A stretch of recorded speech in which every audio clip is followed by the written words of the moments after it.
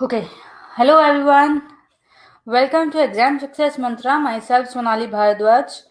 Guys, आज हम करेंगे लेसन नंबर 3. कल हमने किया था लेसन नंबर 2, व्यापार से साम्राज्य तक, जिसके अंदर आज थोड़ा सा क्विक रिवीजन ले लेते हैं लेसन नंबर 2 का कि हमने क्या क्या पढ़ा था, छोटे से मेन पॉइंट्स जो हैं, ताकि जो नए स्टूडेंट्स आज हमारे साथ जुड़ेंगे वो एटलीस्ट इतना अंदाजा उनको हो जाए कि उन्होंने क्या देखा था, राइट, क्या क्या उन लोगों ने पढ़ा था.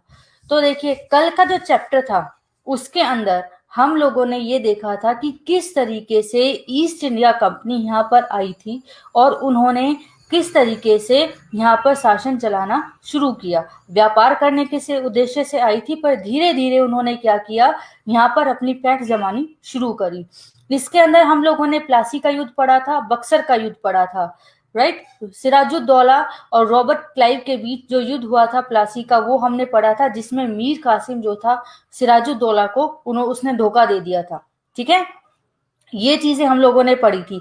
हमने पढ़ा था 1773 का रेगुलेटिंग एक्ट.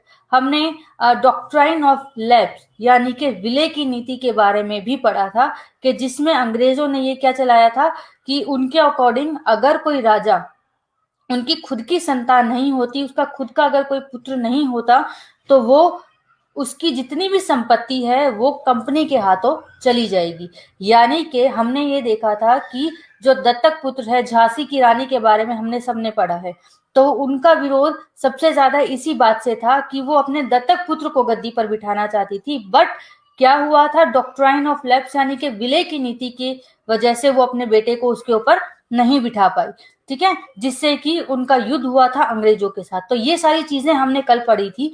आज हम करेंगे लेसन नंबर 3, ग्रामीण क्षेत्र पर शासन चलाना. ठीक है, कि हम लोगों ने इसके अंदर देखिए, जैसे टॉपिक से आप लोगों को पता चल रहा है कि अब ईस्ट इंडिया कंपनी ने जैसे जैसे यहाँ पर अपना शासन चलाना शुरू किया, उन्होंने क्या देखा कि धीरे धीरे वो गांव की तरफ भी बढ़ते चले गए. कि अगर हम लोगों ने शहरों पर अपनी धाक जमानी शुरू करी है, तो धीरे धीरे उन्होंने ये सोचा कि क्यों ना ग्रामीण क्षेत्र में की तरफ भी चला जाए. तो इसी चीज को लेकर आज हम इस चैप्टर के बारे में पढ़ेंगे कि उन्होंने किस तरीके से ग्रामीण क्षेत्र पर अपना शासन जो है वो चलाना शुरू किया, किस तरीके से कौन कौन सी व्यवस्थाएं जो थी वो गांव के अंदर चलाई गई. स्थायी बंदोबस्त है, मुनरो व्यवस्था है, ठीक है, हॉल्ट मैकेंजी के द्वारा जो व्यवस्थाएं चलाई गई थी, ये सारी चीजें, नील की खेती जो वहां पर गांव के लोगों को करने के लिए उनको मजबूर किया गया था, क्या समस्याएं थी नील की खेती करने के लिए, ये सारी चीजें आज हम इस चैप्टर के अंदर पढ़ेंगे. होप थोड़ा सा आप लोगों को आइडिया हो गया होगा. तो साथ ही साथ मैं आप लोगों को क्वेश्चंस जो हैं वो बताती चलूंगी कि कौन कौन से क्वेश्चंस आए थे. तो स्टार्ट करते हैं गाइस. आज का हमारा जो चैप्टर है लेसन नंबर 3, ग्रामीण क्षेत्र पर शासन चलाना. ठीक है, देखिए, 12 अगस्त 1765 को मुगल बादशाह ने ईस्ट इंडिया कंपनी को बंगाल का दीवान तैनात किया. ठीक है, किसने किया था, मुगल बादशाह ने किया था ईस्ट इंडिया कंपनी को बंगाल का दीवान. दीवान के तौर पर कंपनी अपने नियंत्रण वाले भूभाग के आर्थिक मामलों की मुख्य शासक बन गई. जो उनके एरिया में आते थे, तो आर्थिक मामलों के अंदर उन्होंने वो चीजें अपने हाथों में लेनी शुरू कर दी. नेक्स्ट आता है, जल्दी ही यह जाहिर हो गया कि बंगाल की अर्थव्यवस्था एक गहरे संकट में फंसती जा रही है. कारीगर गांव छोड़कर भाग रहे थे क्योंकि उन्हें बहुत कम कीमत पर अपनी चीजें कंपनी को जबरन बेचनी पड़ रही थी. क्यों, क्योंकि जब सारी जो अर्थव्यवस्था थी, जो धीरे धीरे अर्थव्यवस्था वो ईस्ट इंडिया कंपनी के हाथों में आ गई. अब उन्होंने क्या किया, जो कारीगर थे उनसे जो चीजें हैं बहुत ही सस्ते दामों पर लेनी शुरू करी, जिससे कि वो अपना काम छोड़कर, गांव छोड़कर वहां से भाग रहे थे. किसान अपना लगान नहीं चुका पा रहे थे क्योंकि लगान जो था बहुत ज्यादा था. कारीगरों का उत्पादन गिर रहा था और खेती चौपट होने की दिशा में बढ़ रही थी. ठीक है, नेक्स्ट देखिए, अब आता है स्थायी बंदोबस्त. मोस्ट इंपॉर्टेंट क्वेश्चन है गाइस.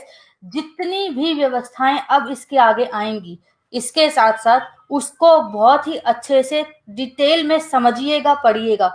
डेफिनेटली एक क्वेश्चन बनकर आता है हर बार रिपीटेडली. देखिए, स्थायी बंदोबस्त, कंपनी ने 1793 में स्थायी बंदोबस्त लागू किया.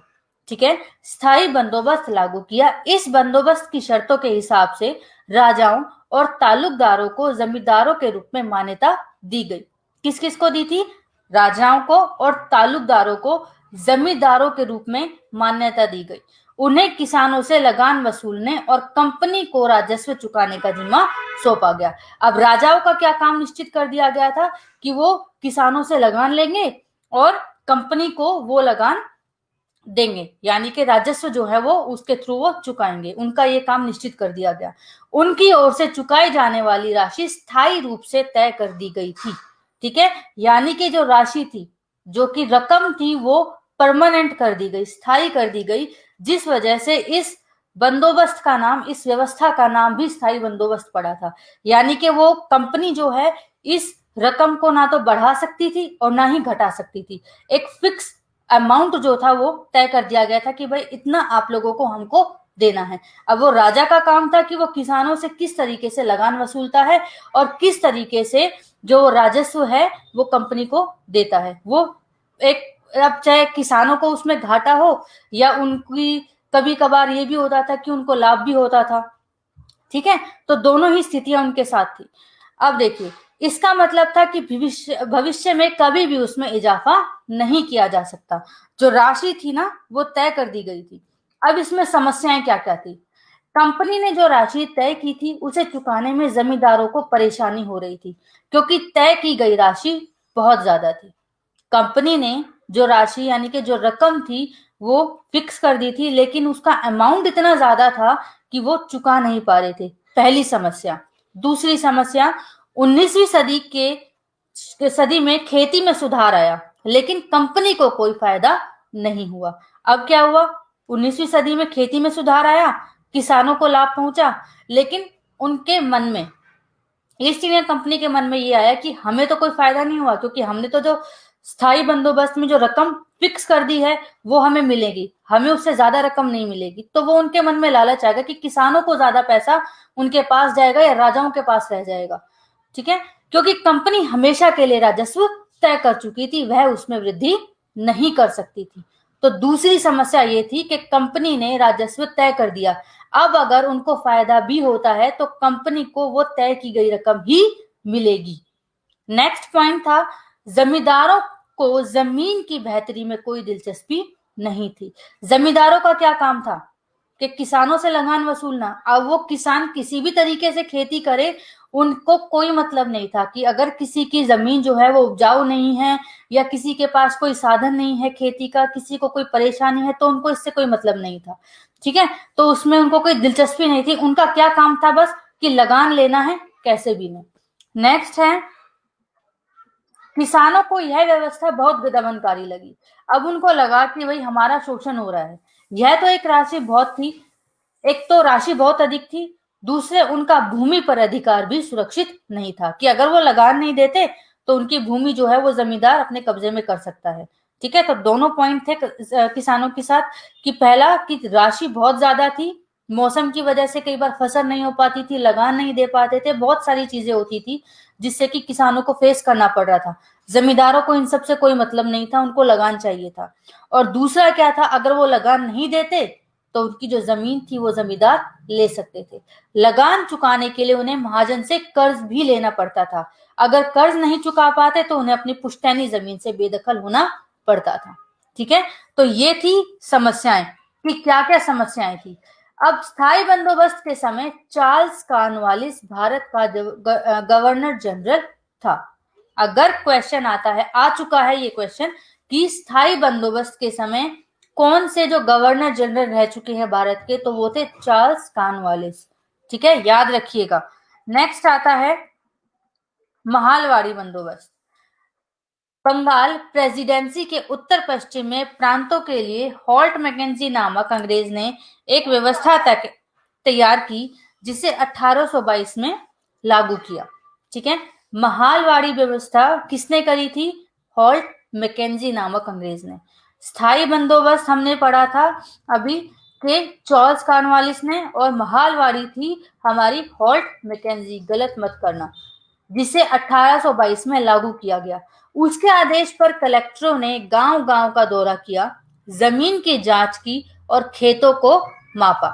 गांव के एक एक खेत के अनुमानित राजस्व को जोड़कर हर गांव या समूह, गांव का मतलब यहाँ पे महाल से है, ठीक है। महाल किसे कहा गया है, समूह किसे कहा गया, यानी कि गांव का समूह, उनको महाल कहा गया है। उनसे वसूल होने वाले राजस्व का हिसाब लगाया जाता था, ठीक है, कि हर गांव से या गांव के जो समूह से जितना भी राजस्व इकट्ठा होता था उनका हिसाब लगाया जाता था। इस राजस्व को स्थायी रूप से तय नहीं किया गया था, स्थायी बंदोबस्त में तय कर दिया गया था, लेकिन महालवाड़ी बंदोबस्त में तय नहीं किया गया था। अगर कंपनी चाहे तो बढ़ा सकती थी, अगर कंपनी चाहे तो कम भी कर सकती थी, ठीक है, बल्कि उसमें समय समय पर संशोधन की गुंजाइश रखी गई। बात वही है कि अगर चाहे तो वो बढ़ा सकती थी, चाहे तो वो कम कर सकती थी। राजस्व इकट्ठा करने और उसे कंपनी को सौंपने का जिम्मा जमींदार के बजाय गांव के मुखिया को सौंपा गया, ठीक है।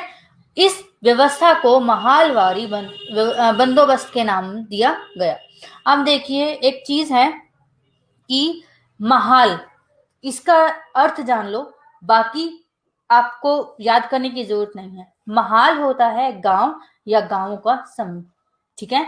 तो गांव या गांवों के समूह से जो भी पैसा, जो भी लगान इकट्ठा किया जाता है, उनको उस व्यवस्था के, उस बंदोबस्त को महालवाड़ी बंदोबस्त कहा गया। और किसने किया था, ये किया था होल्ट मैकेंजी ने, ठीक है। नेक्स्ट आता है मुनरो व्यवस्था, ठीक है।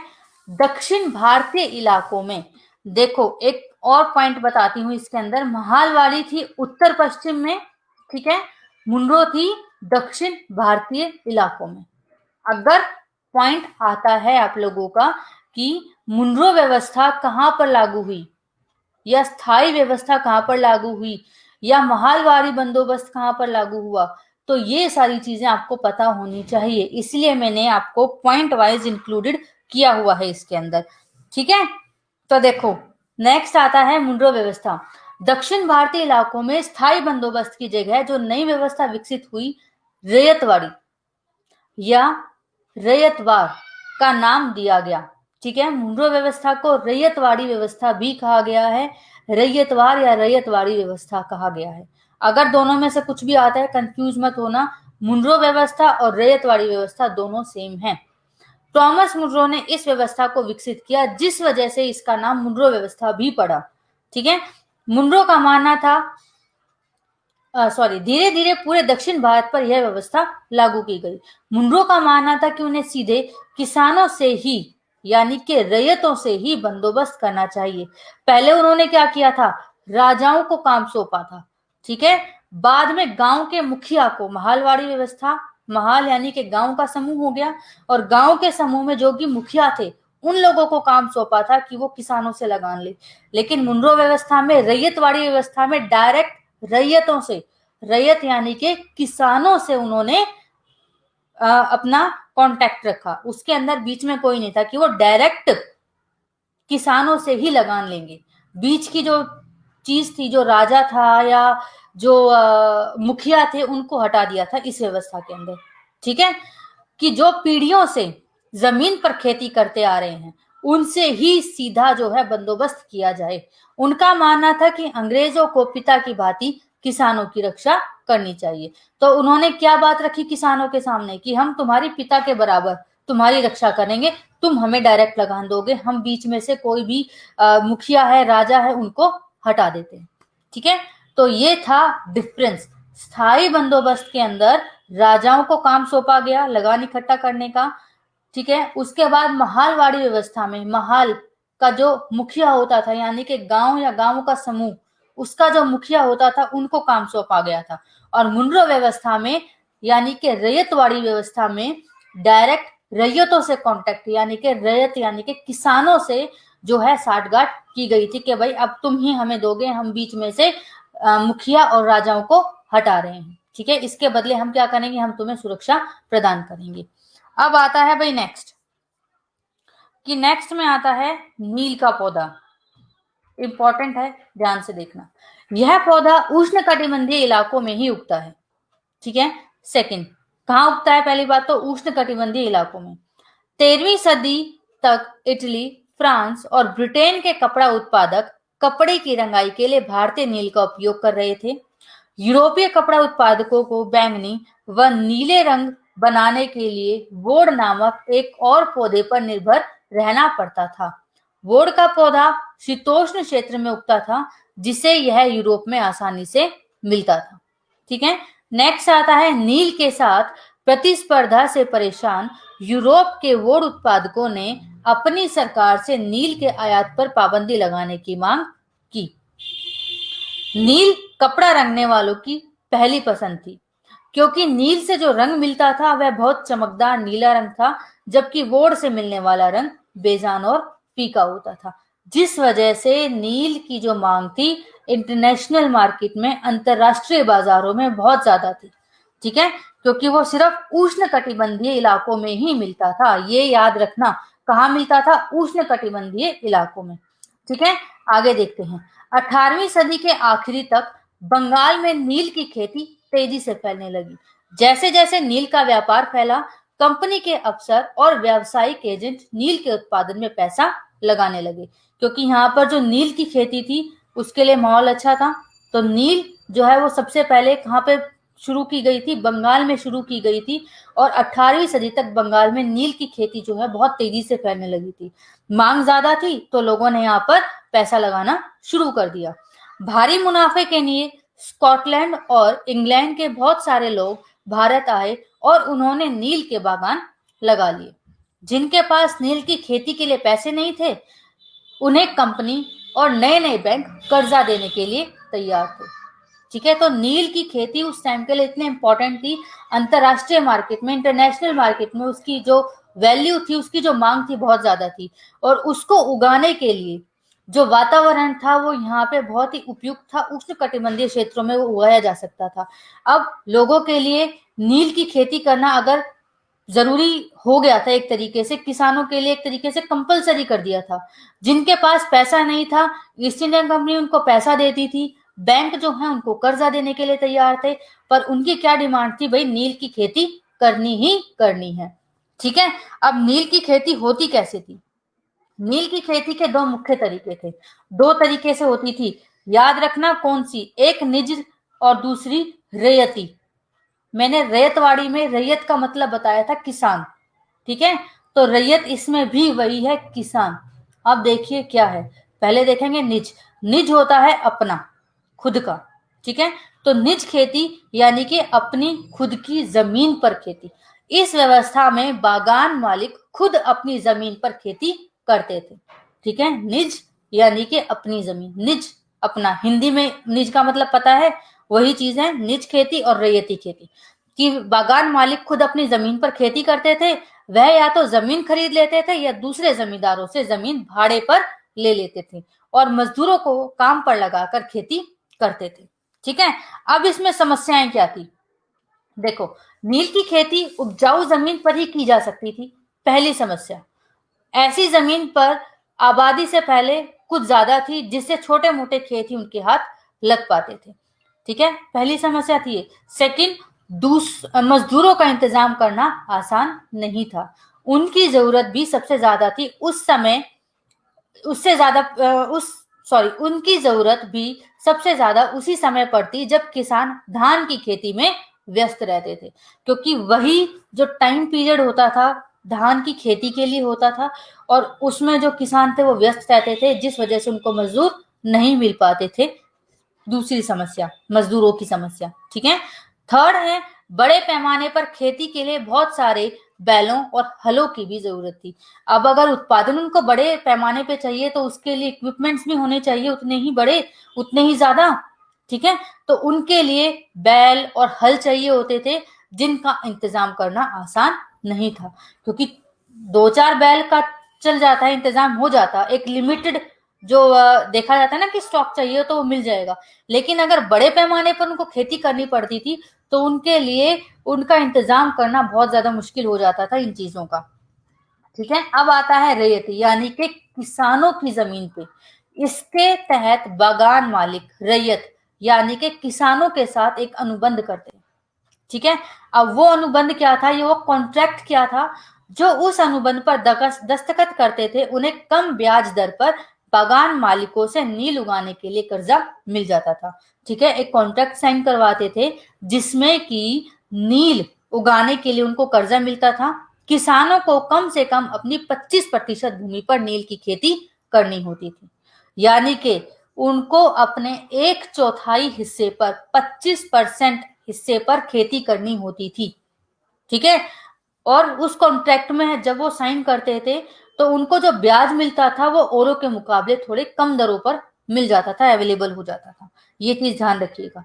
नेक्स्ट आता है बागान मालिक बीज और उपकरण मुहैया करवाते थे, और उनका काम क्या था, कॉन्ट्रैक्ट साइन करने के बाद जो बागान मालिक है उनका ही ये जिम्मेदारी थी कि वो बीज भी मुहैया कराएंगे और उपकरण भी उनको देंगे, इंस्ट्रूमेंट भी देंगे, जो भी टूल्स जो इक्विपमेंट्स उनको चाहिए वो सब उनको प्रोवाइड करवाएंगे किसानों को।